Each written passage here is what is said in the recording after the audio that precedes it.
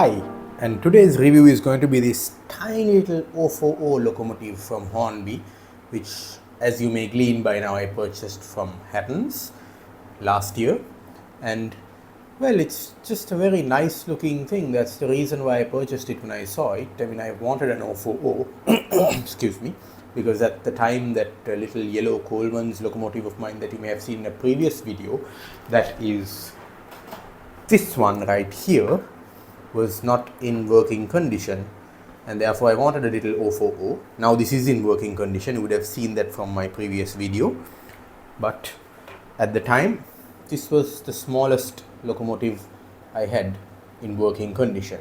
So, and as you can see, it's a very eager little runner. I'm just gonna give it a bit of power and show you how it happily spins its wheels and tries to push the 5 goods wagon train rather that I've got it pulling. And you can see it's a very happy little runner. Let's just send it on its way.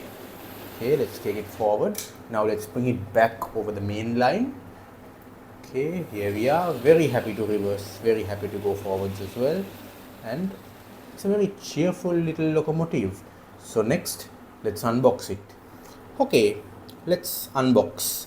But before we do that, let me just point out the good condition of the box. And this is what I really like about Hatton's. A lot of the locomotives and rolling stock I've got from them second hand come in their original boxes and in excellent condition. You can see that this is R3359 Hornby, and let's just open the box and have a look there. You've got two little very helpful places to put your index finger and thumb and just pull out the inner carton as such. Then you've got a piece of plastic protecting it once again. And finally we have the locomotive, Rothery Industries number 391. You've got a little brass effect funnel at the top there. You've got nice red buffer beams, silver wheel threads with black wheels, and as you can see, everything looks in beautiful order. Now the body of this is identical to my 040 Coleman's. You can see the bodies are identical. In fact, if I keep them like that, it's the same locomotive basically, isn't it? You can see on my Coleman's how I had to simulate a coal load there, whereas on this you can see how the coal load comes as a piece of molded plastic. And I must say, I mean, not trying to blow my own trumpet here, but my simulated coal load looks a million times better than that plastic coal load.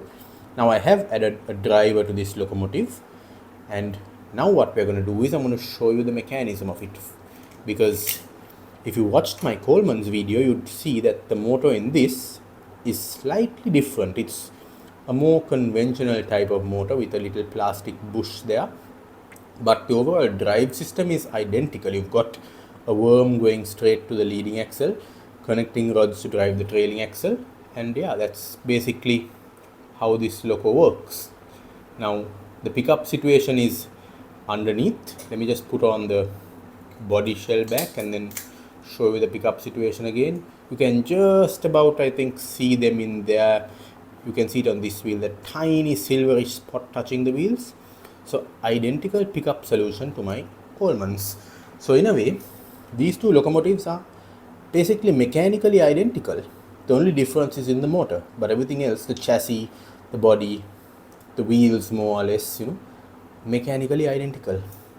So next what remains is let's have a little performance test of this beautiful Rothery Industries 040 Hornby locomotive. Right, well, we've seen the unboxing and a bit of the mechanism too. Now let's have a look at how it runs. Now, as an 040, it's not going to be that much of a great slow speed runner. This is about as slow as I can get it to go without anyone. Then you can see it's slightly stuttering. It's going to stop over those points, and there we are. Now the reason for it doing all that is because, well, it's an 040, which means that you've got only two wheels collecting power from each rail. So when it goes over something like these points here with that little plastic bit there, which is meant to insulate the points and therefore lets you direct the current into the siding or the main line, it's naturally going to stall if it stops in the right spot there. Now if you do this pass at a higher speed like that, you see it just makes it across because of momentum. But as far as the motor is concerned, there is a slight brake Also sometimes we need to just give it a light tap to get it going. Once again, because it's quite a light locomotive and therefore there may be a tiny dead spot just where you stop it. Most O4Os are a little less happy runner like that, if you will. They are most happiest to run on continuous stretches of track, that is where you don't have points, and they are really fussy when it comes to track cleanliness too.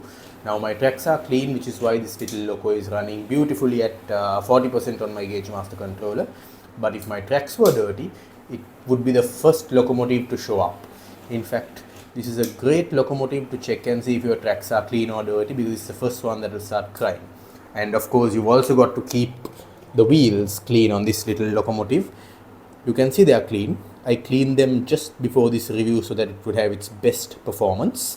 But that's another important factor too with these short wheelbase locomotives that have relatively few wheels picking up power and wheels that are close together.